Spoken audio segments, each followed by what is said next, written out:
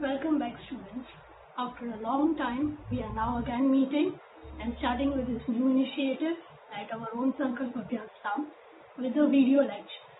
From today onwards, you will start studying from the video lectures that I send for English.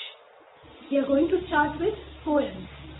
So today, the first poem that we are starting with is your first poem from your Flamingo textbooks, that is My Mother at 66. This poem has been written by Kamala Das. She was a prolific writer and she is considered to be the mother of Indian poetry. She began writing in Malayali as well as in English.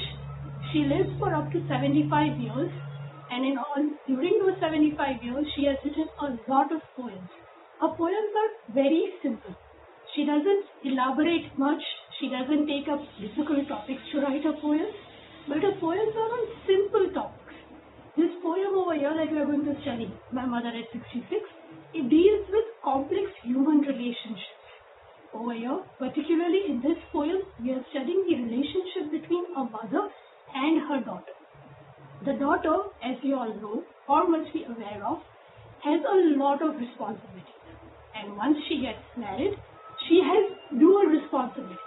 One towards her family, that is her own family, and the second one towards her husband's family and her kids and their lives. So over here, the poem deals with a moment when Kamala Das, or the poetess herself, she visits her mother's house. She calls her Amma and she has visited her house for maybe a long vacation or something, or for some holidays. And she is returning back from her mother's place to her own place, and they are traveling towards Cochin Airport, that is in Kerala.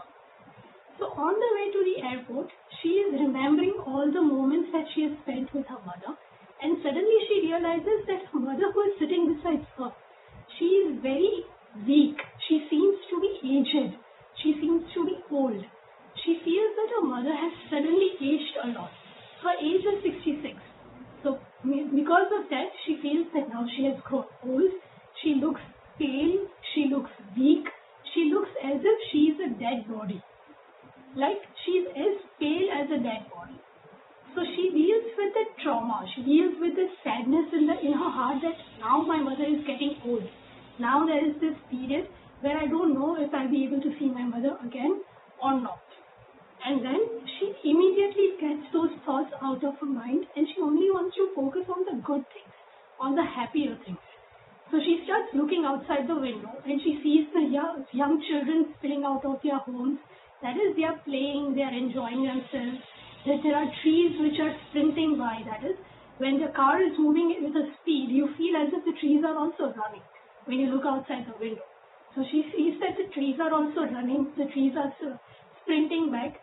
So she focuses from the thoughts of the old and aged mother and a sense of weakness towards a sense of youth, towards a sense of energy and vitality which the trees and the children show her.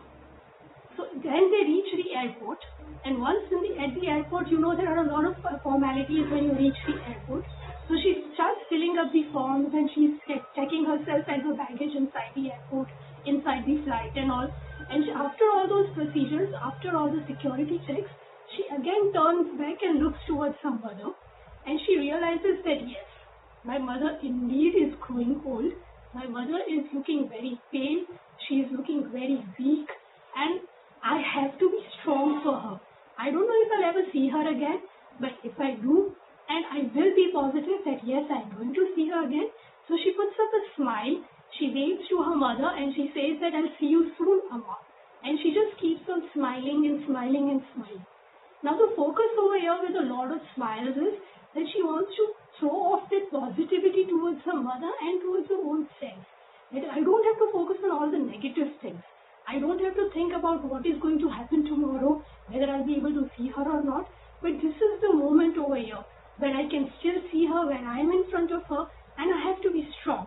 I have to show that I love my mother. I have to show that through my expressions. I have to show her that yes, we will meet again. So she just emphasizes on that smiling. And she just keeps on smiling at her. So this was a brief summary of the poem. Now we'll go through the poem line by line so as to understand its devices, its language, and even certain difficult words.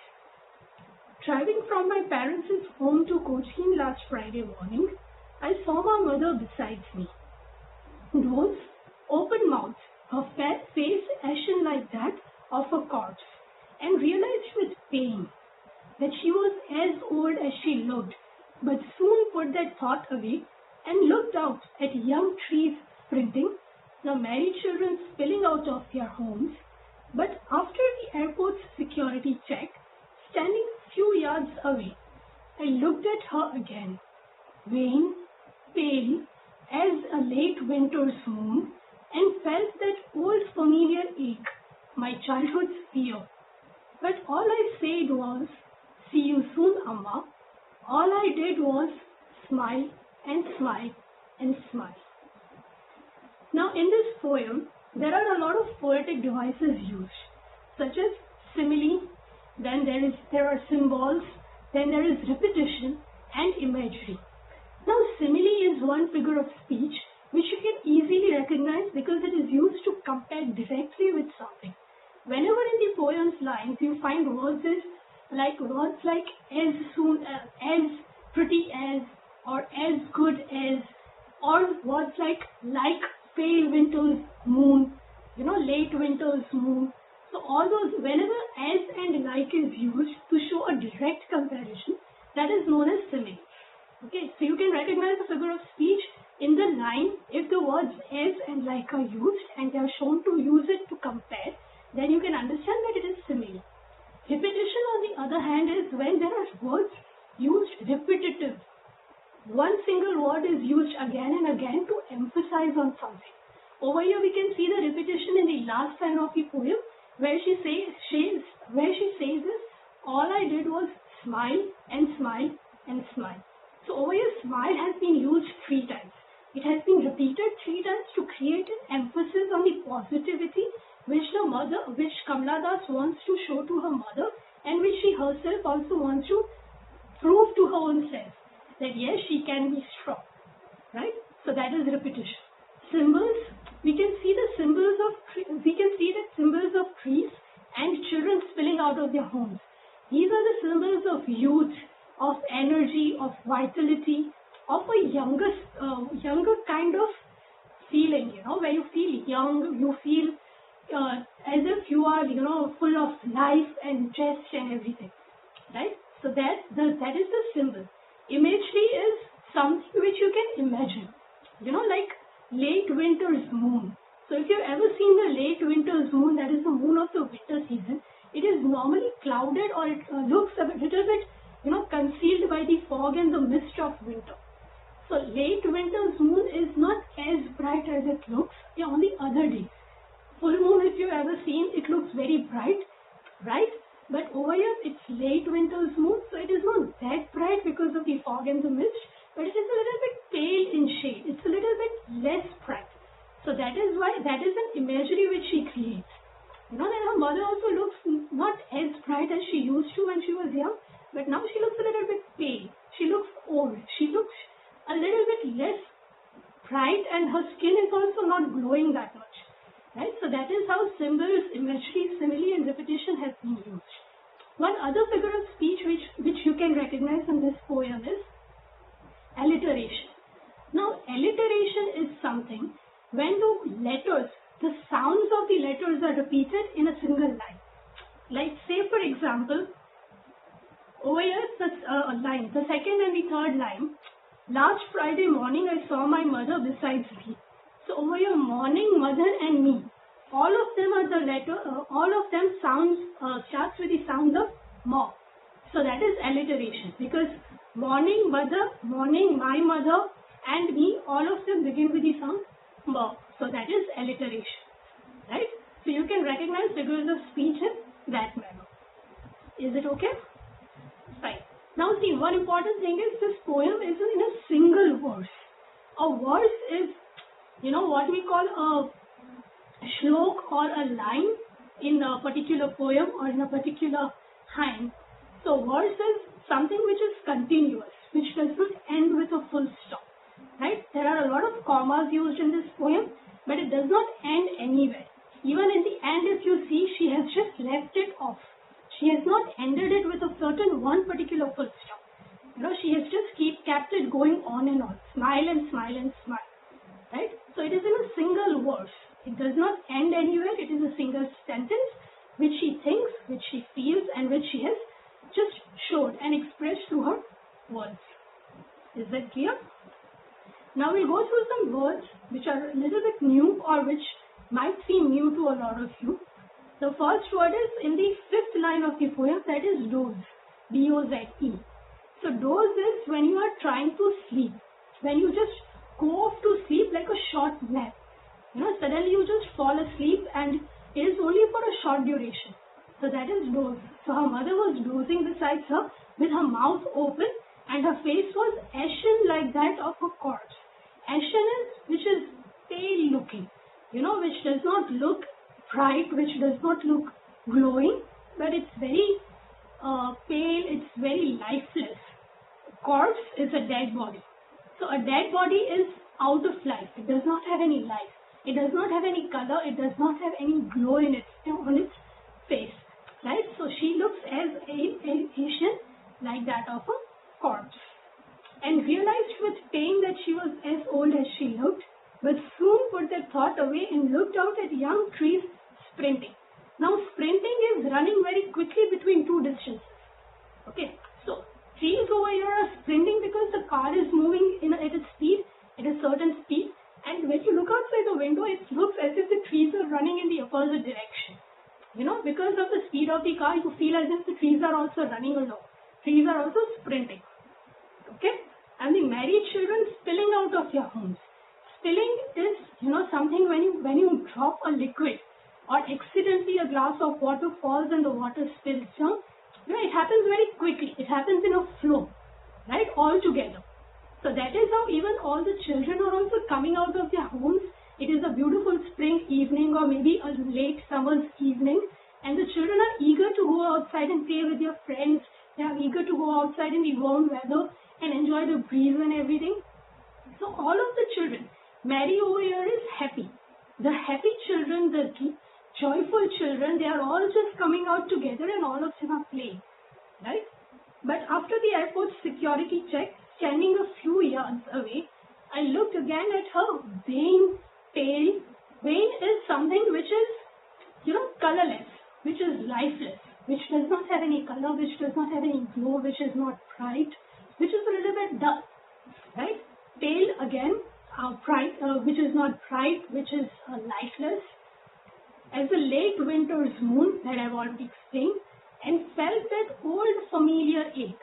Now, which was this familiar ache? Familiar is something which you have already known, which you understand, which you have experienced before also.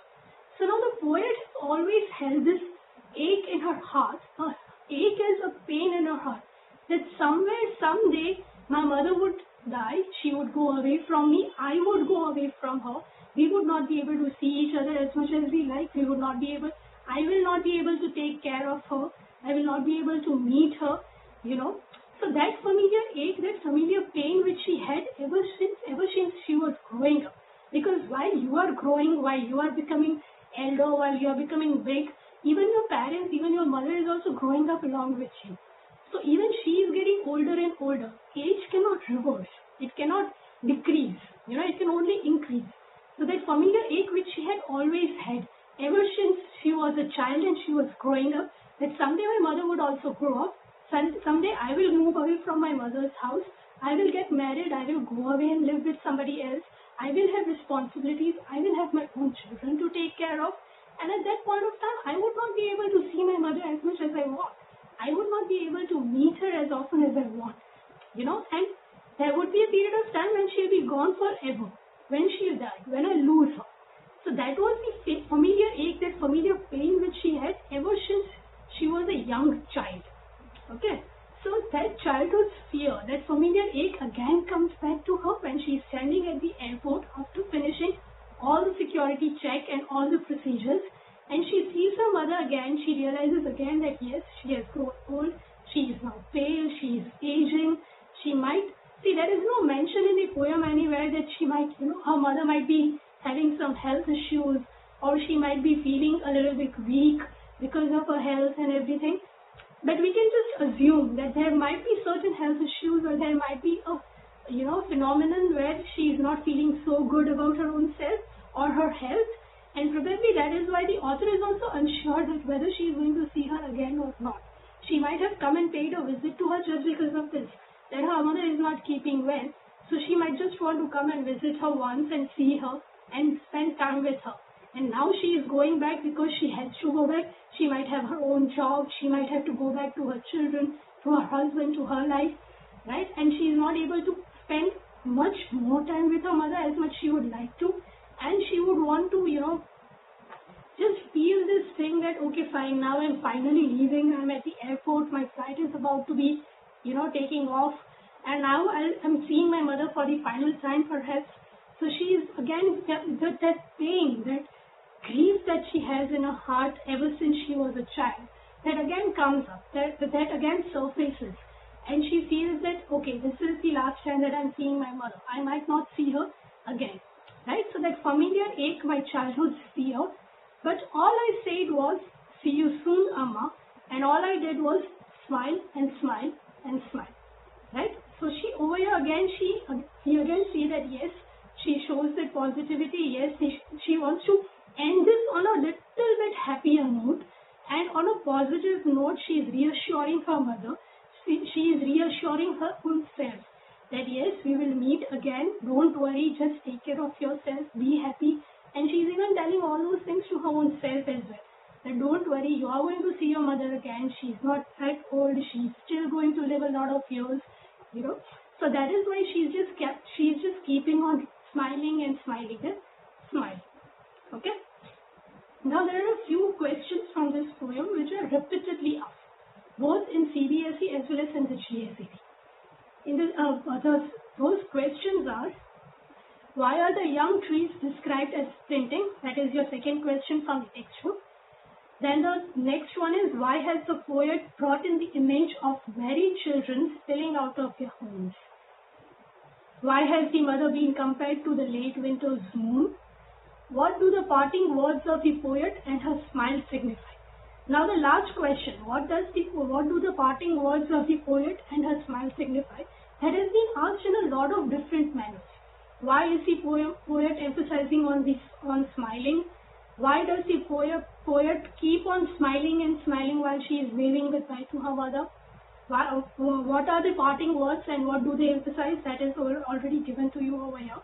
So that one particular question has been asked in many different ways, right? So all these questions, even the first one, what is the kind of pain and ache that the poet feels, has been asked a couple of times. So all the 5 questions from your textbook are important. Normally the questions from the poems are asked for lesser marks than the ones from the prose, that is the chapters. So if you are at CBSE, these questions would be asked for like 3 marks or 4 marks, and in Gujarat board they might be asked for 2 marks or 3 marks, but from this particular poem, questions with 3 marks are not that important. It can be asked for 2 marks.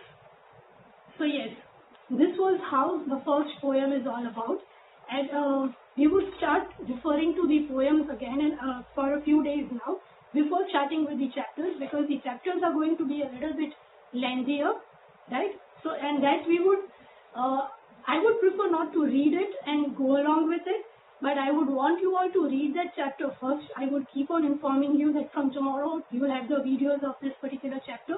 So I would prefer that you read that chapter first on your own, and then when I start with the video lectures, we can just go through the summary of the chapters, a few difficult words of the chapters, the characterization of the various characters in the chapters, right, and the question answer portion.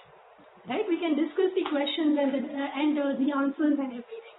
But for poems, I would go line by line, verse by verse, and we would even discuss figures of speech and the meaning of the entire poem. Okay, I hope you all like this video, and I hope that you are studying very well, you are staying at home, you are keeping yourselves and your family safe. So stay home, stay safe, and please keep on studying, because this is a crucial year for all of you.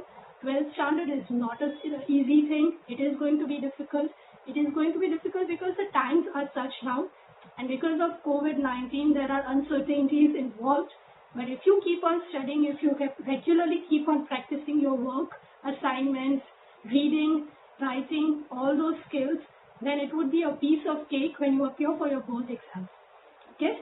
So keep learning, keep studying, and keep doing the good work.